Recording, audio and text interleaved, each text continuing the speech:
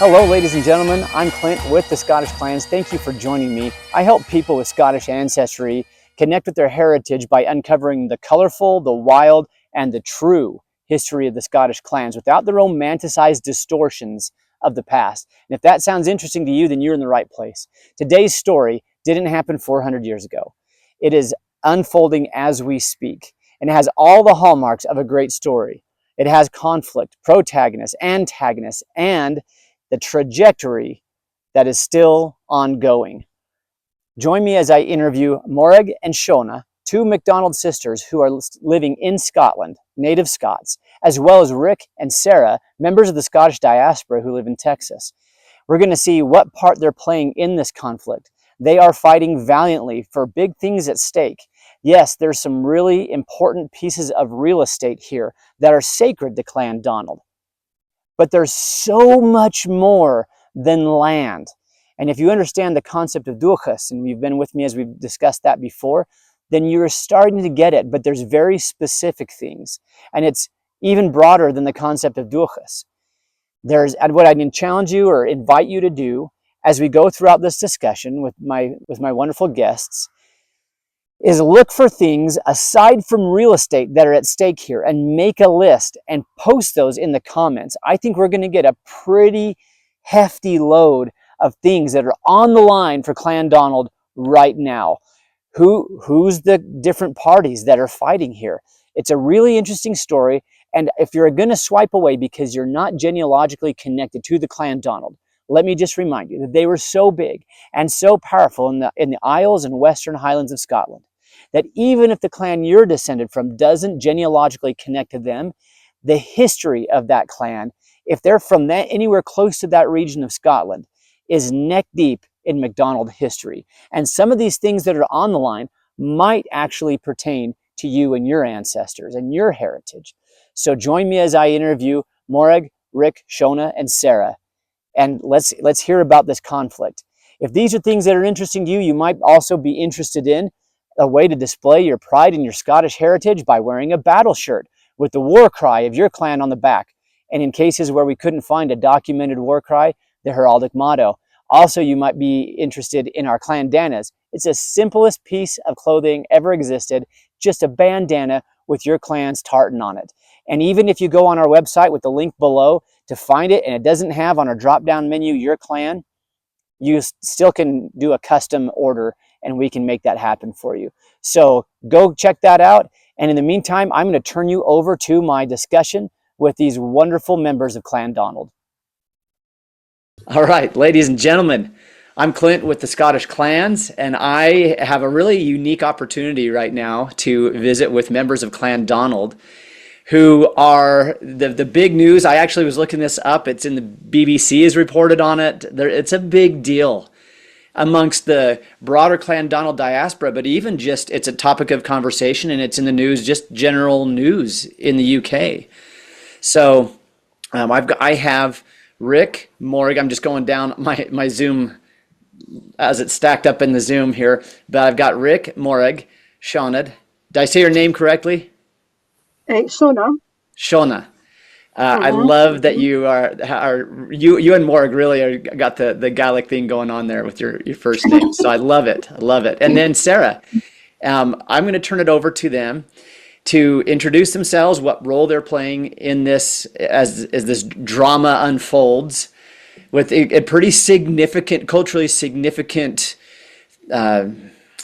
I don't know what you would call it, but it's a saga. This would make the Icelandic sagas. It's a pretty big deal because it's a heartland thing, and it's on the table for which directions it's going to go. So I'll let them talk about not only who they are, where they're from, but what role they're playing in this, and then we'll dive into the issue or the issues or the various important factors that are interplaying with each other, and then we'll let them get a chance to share their views and standpoints here. Okay, so and Morag, why don't you're on my screen right now. You're on the big one. I know it's kind of arbitrary where that is, but I'll let you start off and we'll just go through everybody. Okay. I'll just introduce myself. My name's Morag MacDonald. I'm a born and bred Scot with very strong Highland roots, although I now live in Edinburgh, the capital city. So I've sort of become the campaign manager, in a way, of the Save Armadale, the Clandonald campaign, which has come about through this sudden and really shocking sale of the Clandonald lands and heritage centre. Rick, go ahead. I'm just going down once Okay. again down the line here. All right. Well, I'm Rick Flood. I live in Marble Falls, Texas. I'm a dual citizen of the United States and the UK. I have Scottish heritage, and I'm a member of Clandonald USA. And I am technically the membership secretary for Save Armadale, the Clandonald campaign. I also sit on the Heritage Committee with Shauna and two or three other people, and we were most interested in discovering, well, what exactly are we speaking about? So that's who I am. Great, thank you. Shauna.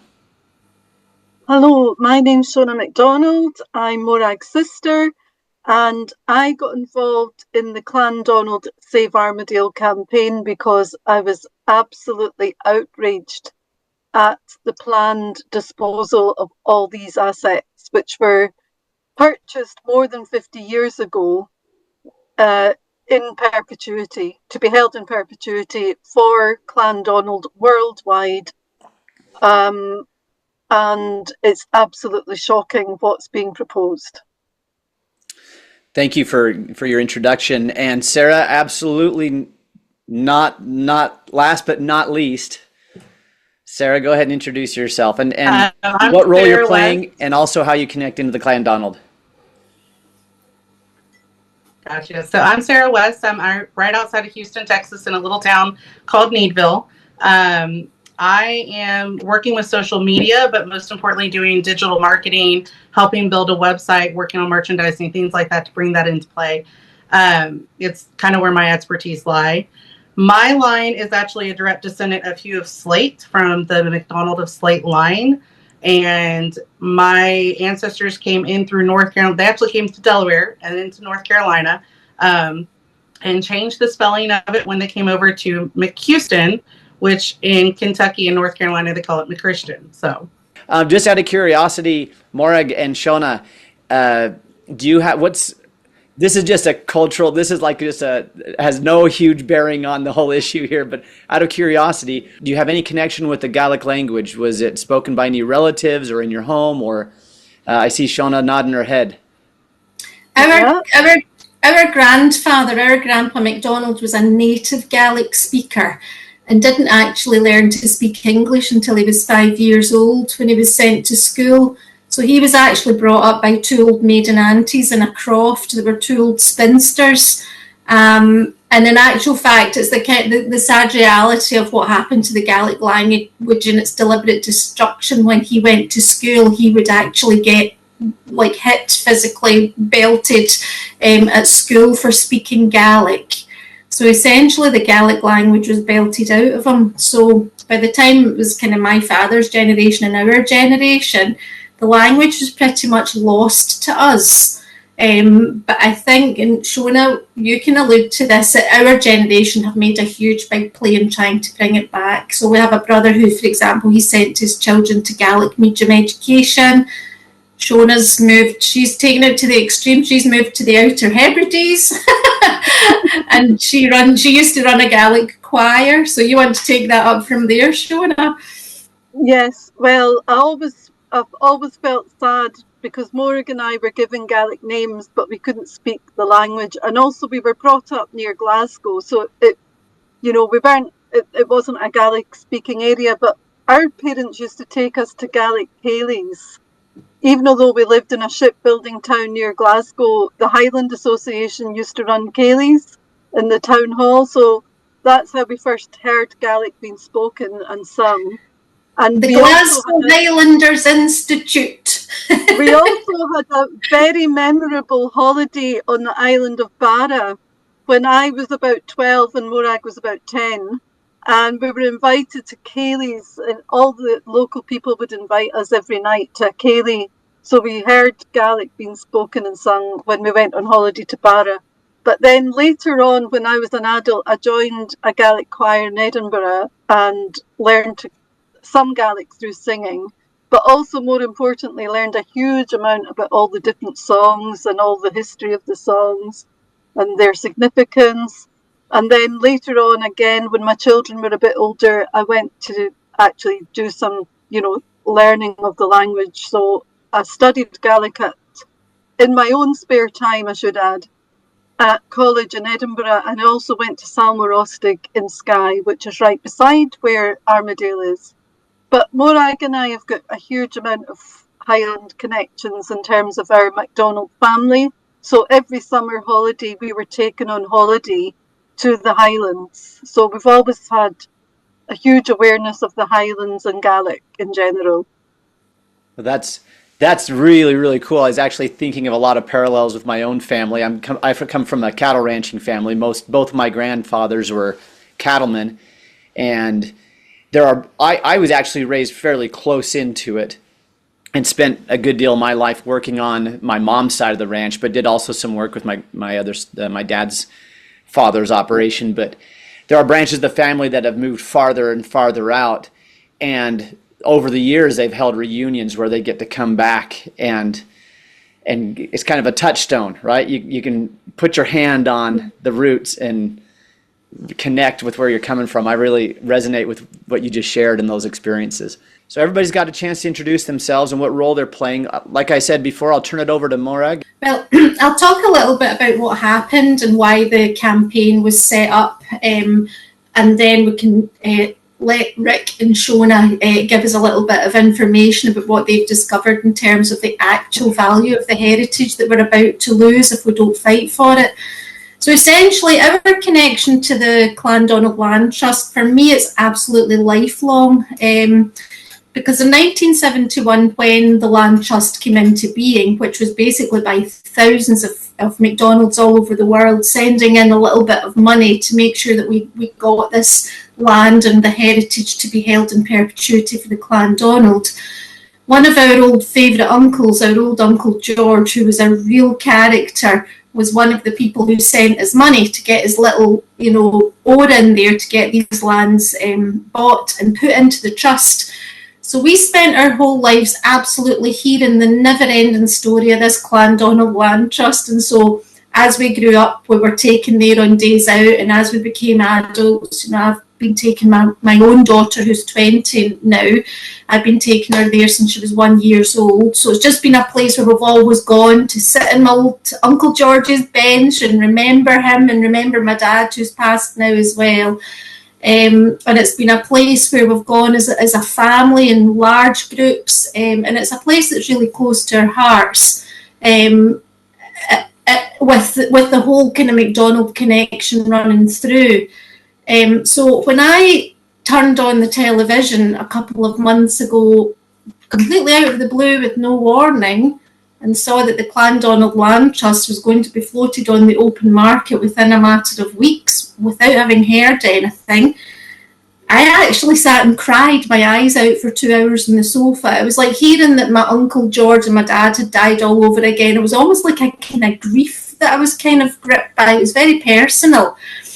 But as I kind of then took to Facebook and took to the airwaves, started to kind of filter in through Facebook, realising that this was having the same impact to thousands of people all over Scotland and all over the world and in the Sleep community. So we were all desperate for information, and one of the saddest things for me was actually realising that this place that meant so much to me as a McDonald's and just as a very personal family thing had actually fallen into irreverent hands, I would say, in the last 3 or 4 years, with a chief executive and a small handful of absentee trustees of the trust who really had come to give the whole Clan MacDonald and the Land Trust a very bad name. There had been conflict happening in the community. The place apparently had been just very run down. The community were completely shut out of the running of the Clandonald Land Trust. And the sadness for me, again, another wave of sadness came over me in that the way my name had been hard by these people. And also over and above that, we were about to lose something that meant so much to us. So over the kind of first couple of months, everyone was blindsided. There was tusslings and toings and throwings on Facebook. What can we do? And eventually we somehow managed to morph and organise ourselves into this little, probably quite small, but quite determined campaign group where we've got a little constitution and we've got very deliberate aims. And the community in Sleat very much wanted to just deal with the 20,000 acres because that's where they all live. They croft the farm. And what they asked us to do as non-residents of Sleat was to actually just focus on the heritage centre side of what we were about to lose. So that's 40 acres of beautiful parklands, rare species and trees, a museum, an incredible, valuable sort of heritage collection, and some beautiful old sort of listed buildings as well. So that's the sort of a little preamble to how the campaign came together and how all of that just sort of random group of absolutely random people, but actually it turns out very talented people, have come together to form this group and do what we absolutely can through every avenue to try and save the Heritage Centre. And as much of our Clandanas heritage and land as we can.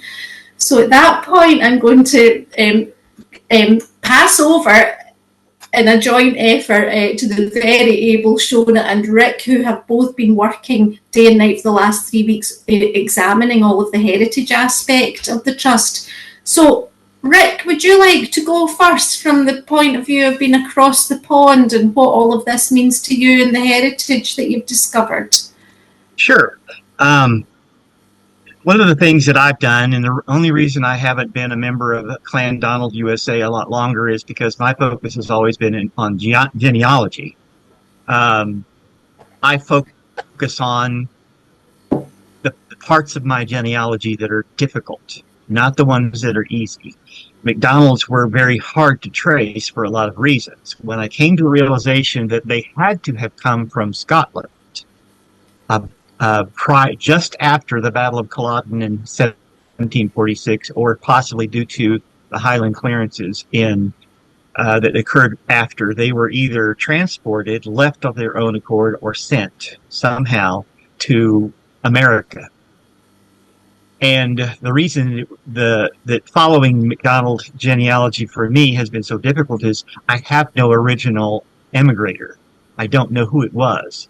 I've done a piece regarding a 1790 index for the census, which has 536 names on it. It's an index. It's not the actual census, but all of these names are from Scotland. They're all from South Carolina, and they were all there in 1790, listed as heads of. So one of these people that's listed as MacDonald is my great-great-great-great-grandfather, but I don't know who. They didn't leave enough records for me to be able to trace at this time. So the genealogy, and Morag mentioned random people. I'm thinking we're not so random anymore, are we? Because we're probably all related genetically. So the connection not only goes through maybe we're cousins, but it also goes much deeper because we've already talked about the idea of buchas. Exactly what is that? It's more than just how you are from a place. It's that the land calls to you. So this is how we're all connected. And the passion rises when you stop and think that these people that are in charge of selling the Armadale and all of those precious lands and the museum and all of the artifacts in there, it enrages you, because that's when you're a genealogist, when you make a discovery, you get the goosebumps all up and down your arms on the back of your neck when you realize I have found someone. I know where I came from. And planning of how you connect the dots is not necessarily the important thing. But when you talk about duchas, this says the land calls to you, it whispers to you, you're connected to it. So when we started going through and determining all of the aspects that goes up to Armadale, I came up with a little list of a 2-page list, which Shauna was able to take and run with. And it listed, well, it's not just the buildings, because if there's a native species of tree there, somebody in one of the Scottish organizations knows about it. And they look after it and they watch it and they're interested in it. I mean, the organizations that could be involved are Nature Scot, Forestry and Land Scotland, Scottish Forestry, the Scottish Wildlife Trust, the National Trust of Scotland. He was interested because their motto is anything natural that is of Scotland they watch. So the very fact that 4 people or 5 people can sit there and make a unilateral decision with no communication whatsoever in advance of what they were going to be doing, or real reason or plan for what they were going to do after they made the sale, is enraging to everyone here, I'm quite sure, and to everyone that's involved in the Facebook group and everyone that's involved in Save Armadale, the Clandanas campaign. We're in contact with many organizations worldwide just to make sure they understand what's going on and what we are trying to do about it. So that's about all I have to say. I'm going to defer to Shauna for all the rest. Okay, thank you, Rick. Yes, as Rick has said, we were absolutely enraged by the decision. But the more you investigate the heritage assets at stake, the more you realise what is at stake at Armadale. So after Rick and I and some others from the group had a call, we sort of had a bit of a brainstorm to think, what are all the different aspects of this heritage that we would lose if the sale went ahead. And we then produced a heritage report, which we are going to use as a sort of advocacy tool to engage all the different people that could be interested. For example, Historic Environment Scotland, all the agencies Rick mentioned, journalists, politicians, so that they understand what is actually at stake. But it isn't just us talking about it from a sort of emotional point of view. We were trying to also be objective. So, for example, there's an organisation in Scotland called Historic Environment Scotland, and their role is to designate sites which are of particular value, whether it's buildings or land. And Armadale Castle is Grade B listed by Historic Environment Scotland. Armadale Castle Stables is Grade A listed. The castle gardens and the designed landscape is defined as having an outstanding level of historical interest, a high level of horticultural value, an outstanding level of architectural interest, and an outstanding level of scenic interest. So that is only the buildings and gardens, let alone what's in the museum, archive, and library collections. So the reason why all of these buildings and grounds have such a high designation is because of the connection with the Clan Donald in Armadale and the Sound of Sleat. So the Clan Donald traces its association with that part of Skye to the early 15th century. And there has been a close association since, although the buildings don't date from then, but the actual associations date from the early 15th century. Obviously, Clandonald was way, way, way back, but in terms of its actual connection to that site. And when the Clandonald Lands Trust was formed in 1971, it was to save the last piece of land that's associated with Clandonald. So although obviously huge swathes of the Scottish Highlands and Islands were considered Clandonald lands, this is the last 20,000 acres. So it's the land, it's Armadale, it's the castle, the gardens, the whole setting, and all the history that goes with it. So we were absolutely determined to document all this. The museum itself is in a purpose-built building. It wasn't originally, but it's now in a purpose-built museum and archive building, and that means that it's been built to particular specifications. So it's a high quality amenity.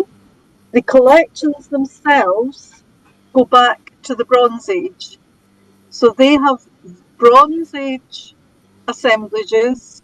Although it's Clandonald Museum, they have been collecting all sorts of artefacts and assemblages from that part of Skye. So the earliest things that they have in their collection, so far as we can gather, is from the Bronze Age. And obviously most of their collection focuses on the history of the clan, from about the 1500s onwards. Their archive, their written records go back to, I think it's 1450s, 1460s, around about then. So there's a huge amount of heritage at stake here if they are permitted to dispose of these assets for pure monetary value.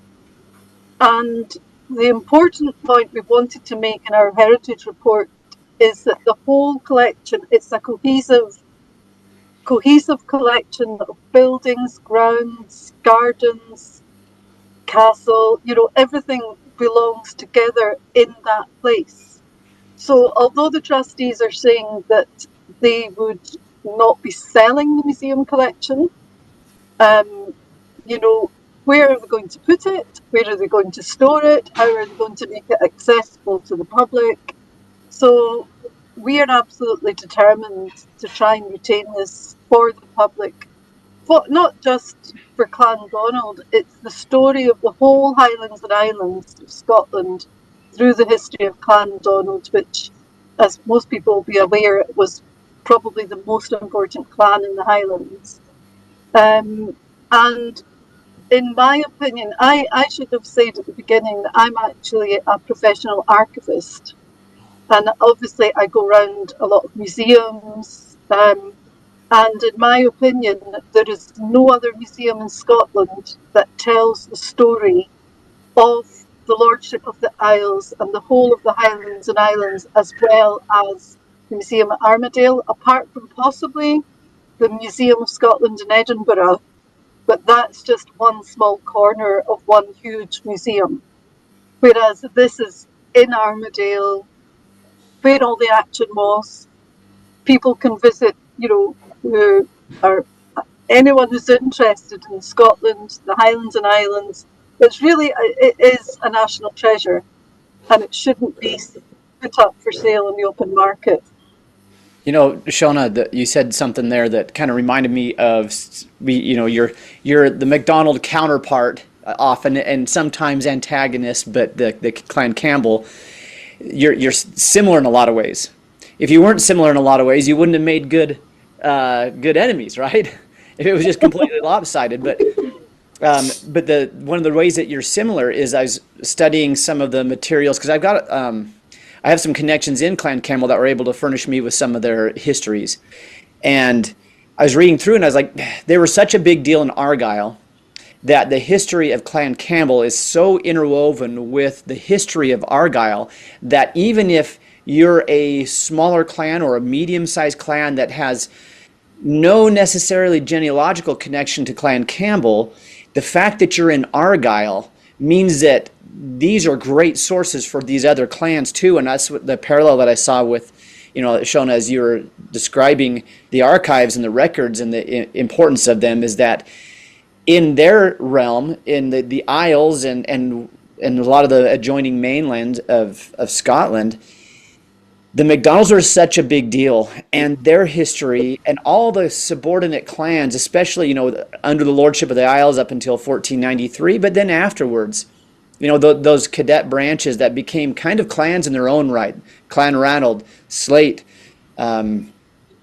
Glencoe, Ardnamurchan, all these cadet branches that became kind of their own clans. Yet the other clans that are not MacDonald clans are still tied into their history so tightly. You know, I've tried to study a little bit on Clan McKinnon, and admittedly not a super deep dive, but you know, on the Wikipedia, like there's just this big blank spot that says the McKinnons, here's their origin, and for these generations or these hundreds of years, they just followed the Lord of the Isles and did whatever they did. And I was like, well, that's not much of a history, but if you're then diving into the MacDonald history and the Lordship of the Isles, and then that's how you're going to learn about some of these other clans who would fall under that sphere of influence. So it really is like you don't have to be a MacDonald to be super interested in what's going on here. No, you don't. In fact, one of the tasks I set myself is if we have to get to the point where we enumerate exactly who all is a beneficiary of the Clan MacDonald's Land Trust, I said, how am I going to do that? There's got to be a list of septs. Sure. The definition of a sept is someone related to Clandonald either by locale or marriage or something like that, but it had to be in the area. I said, well, how big is that list? 10 or 15 names? I have a list of, I can't count how many. One of the things Clandonald does is they set at their events, they set up a tent that says, find your clan. Well, they've got a list that has been compiled over many generations of probably, I think it's 36 pages of names, not MacDonald, that are related to Clandonald. So all of those people are involved too. And all of them, just like anyone with the name MacDonald, you will find in every corner of the planet. For sure. The other thing I was going to say is it's not just the fact that the museum and archive and library holds all these incredible collections, but also these were given in trust to the Clandonald Lands Trust. And the first charitable object of their charity under their deed of trust is operating and maintaining the Clan Museum on the Clan lands in the Island of Skye for the purpose of fostering clan sentiment and interest and the encouragement of education of members of the clan and the general public in the history of the Highland clans and the Clandonald in particular, and the collection and preservation of records, traditions and objects of historic interest bearing on the history of Clandonald. So they were set up with that mission. They have been collecting, they have been objects and collections have been given to them, bequeathed, donated, not to mention financial donations to keep the trust going. But in terms of the actual artifacts, a lot of them were given in good faith because obviously a museum by definition is holding items in perpetuity. So it's a huge issue if they're trying to disperse all these collections. It's a terrible breach of trust on many levels. And I haven't even got round to speaking about the gardens. In the gardens, they have memorial trees. So in the past, people paid to have a tree planted or adopted in the name of a relative who was deceased. And they have done a survey of the trees in Armadale. We know that I think there have been at least 100 memorial trees identified, but there may be a lot more. We're obviously trying to do all this research without any assistance from the trustees themselves, and staff aren't allowed to speak to us. So we're having to do all of this research in a sort of underground manner just by what's available in the public domain. Did you say the staff aren't allowed to talk to you? Well, we've tried. No. I mean, when it first... Veil of silence. Yeah, when the whole thing became public knowledge, a lot of people tried to contact the Armadale through the available email addresses, including museum staff and others.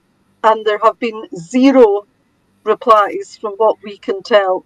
to any questions. Can I just interject with that, Shauna? One of the kind of issues that we have come across with all of this, as I alluded to earlier on, is the realisation of how the local community in Sleat have been treated by the management of the Clandanas Land Trust in the last 4 years, which I don't want to go into too much detail, but it's involved people being banned from the gardens, it's involved people being sacked, it's involved people leaving their jobs through unhappiness, and also just being completely blocked, like emails blocked and contacts blocked. So this has kind of been the conduct of the Clandanas Land Trust management actually for years and years and years before we've appeared on the scene to fight this sale. And I, as the campaign leader, have phoned Armadale Castle, and I've also sent emails. And I sent emails to, for example, the museums team and so on and so forth, and said, this is our heritage report. Would you like to join in? Would you like to help us to save Armadale? And my emails are now blocked. Everything. My phone number's blocked. My emails are blocked. Their solicitors have blocked my phone number and my emails, and actually when I've spoken to some local people, they've just basically said, well, join the club, because that's actually how we've been being treated for at least the last 4 or 5 years. Wow. So this is, again, where we're coming from is a very, very, very difficult situation where 5 people with a very, very, very, very contemptuous manner in which they treat people have just taken the decision to just put this whole thing on the open market with no consultation. So that's what we're dealing with. So what? Now that's really unfortunate that there's that disconnect, and that's what I got from reading a little bit on the the news about this. Is the people in Sleat feel there's this huge disconnect, which kind of leads my mind down this trail. The first question on that trail is does the land trust the people who are making this decision, do they want it to be profitable and it's not profitable, so that's why they want to sell it, or what's the motivation? What do they want? We feel from our investigations that the place has been deliberately run down in the past 4 years. We feel the chief executive that was appointed was just completely the wrong type of person, with no interest in heritage or history, no connection to the Clan MacDonald.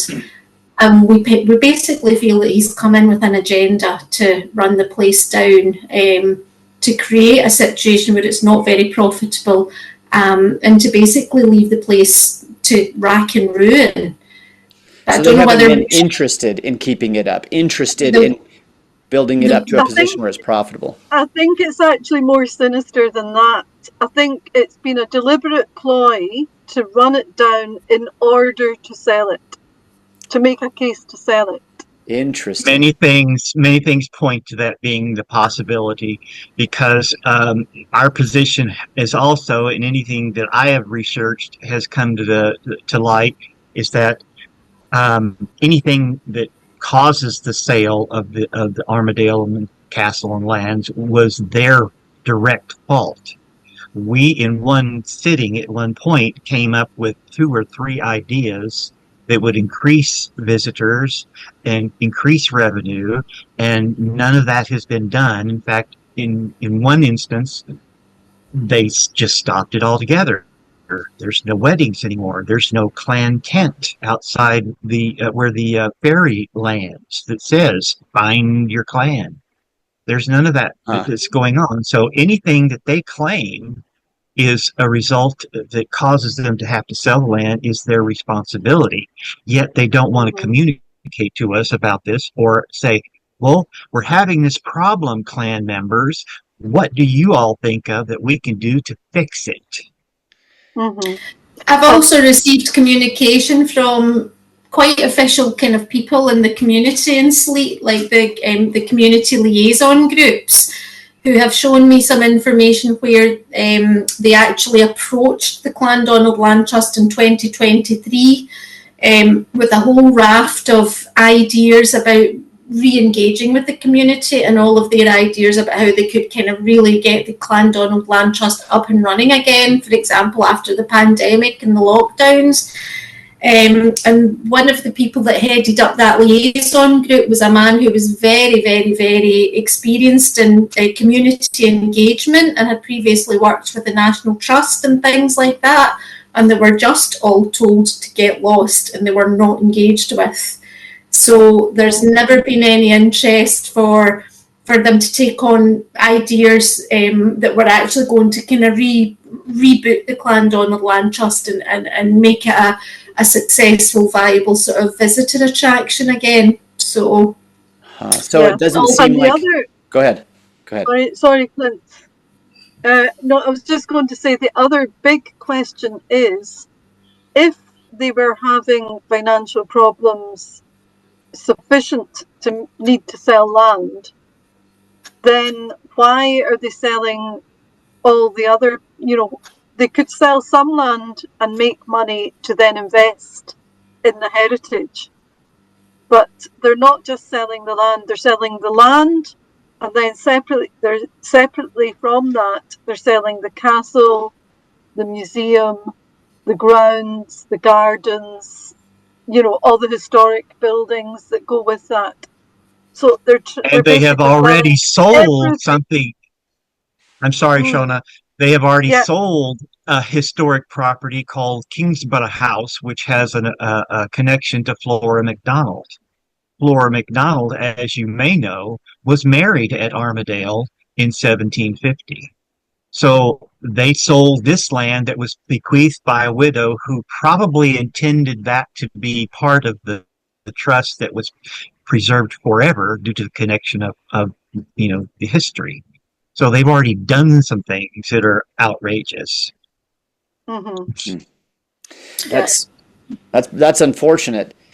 The question. So the story that I'm getting, that I'm pulling from this.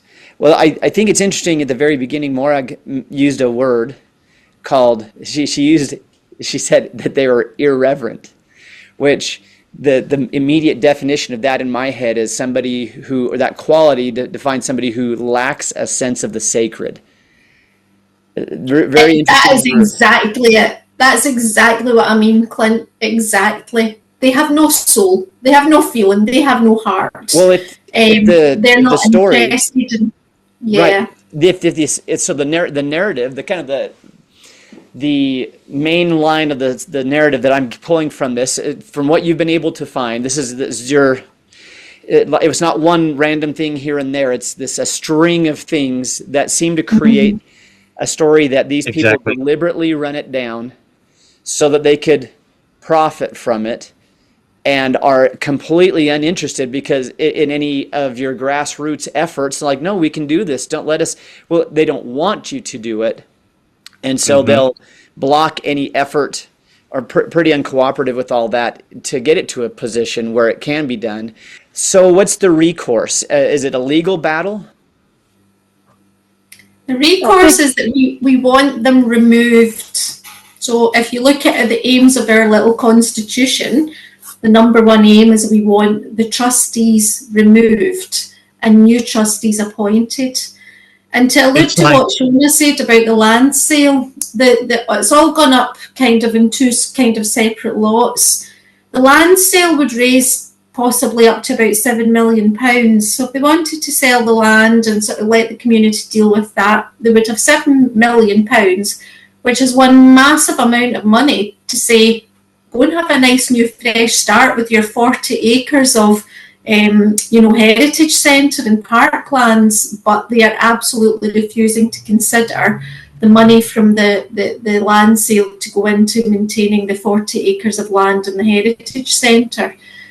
So we want the trustees removed. We're trying to do that through a massive effort with the Scottish Charities Regulator, because the Clandonald Land Trust is registered with the Scottish Charities Regulator.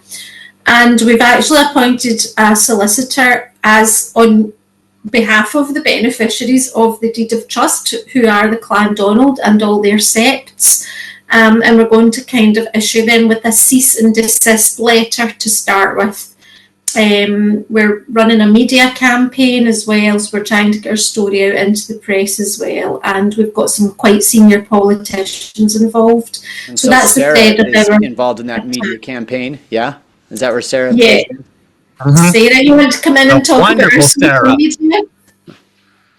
Yeah, so I originally jumped into the group like way back when, and a big part of me was just, how do I help?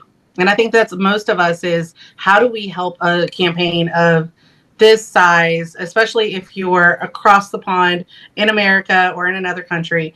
I put together a random video and said, hey guys, I was going to share this on my own, but here y'all can have it too. And that led to conversations of me jumping in and just helping to create content, helping to manage the social media platforms, because that's what I do on the side. So the big thing that people can help with is following our social medias, following along. So going to our Instagram, which is just Save Armadale, and liking the post, sharing the post. Same thing with going to the YouTube account, which is also Save Armadale. And then we have a Facebook group where they can actually get involved, and that's where we have resources for them. So one of the things that we did is we created flyers to go to any of the local games throughout the U.S., the Highland Games or the festivals that they're doing. But we also have people worldwide who are taking these same flyers and passing them out in Australia and Germany and everywhere else. Like we said before, McDonald's is one of the largest clans. They're literally across the globe. So it's not a small majority. It's not a small minority that are rising up against this saying, hey, look, this is our heart. This is our heritage. This is our legacy. But there is a vast majority saying this has to be stopped. Myself, I have a young daughter who's never been able to step foot on lands that her ancestors once were on. And she cries over this and tells me, Mommy, fix it. And I'm trying to fix it. I know there's a lot of us who feel that same thing. Rick got emotional. I get emotional. Because this is our blood. This is our heritage, but it's also a legacy we're leaving for that next generation. And even if somebody isn't a McDonald, they can still jump in and help. And we have our GoFundMe campaign that's helping fund those legal endeavors to actually stop the sale. We have other resources we're going to be bringing in. We have a website we're launching, so it's a one-stop shop. And the good thing about that is it'll have a blog where we can keep people updated on the inner workings of what's going on, and we can share stories. So I encourage everyone, if you have a Facebook, join the group. If you want to be involved, you want to help out with the campaign. If you just want to give to the campaign, you can go onto our website, which is savearmadale.com, and that'll help direct you. But it's a really big push into getting our story out there for people to understand this isn't just about Clandonald. This is about saving the heritage of the Isles, saving the heritage of the Highlands and the clans that have surrounded that area for years and generations to come. Sarah, that was magnificent, actually.